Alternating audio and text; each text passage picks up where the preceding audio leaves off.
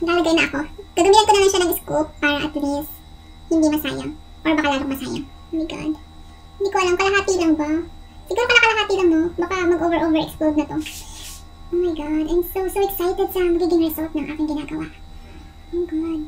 Ang nabili ko palang molder ay pang cupcake. Pwede na siguro to. Oh my god. Kita niyo yan? Excited na ba kayo? Excited na ako. So, antayin ko na lang kumulo yung ating tubig, then ilalagay ko na siya. And magre-ready rin ako ng tela para pang takip kasi para hindi magpunta yung tubig dito sa may putok. Yung steam niya ba yung usok. Kumukulo na ang ating tubig kaya naman ilalagay ko na ito ang ating hindi umabot yung tubig.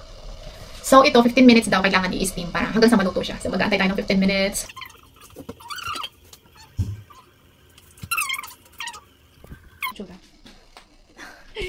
Improvise ang ating mga gamit dito kasi wala namang steamer talaga. This is it! Tignan niyo dito. Wow! Wow! Amazing! So, ito na nga ang aking nagawa, puto. Tapos, nilagyan ko ng strawberry on the top para naman may twist. So, tara, tikman na natin! Tara, tanggalin na natin siya sa molder.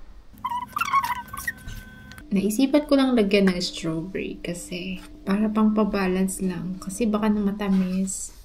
I wanna try it now.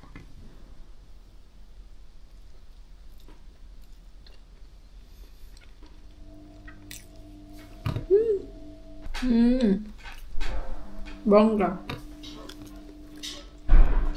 Sarap.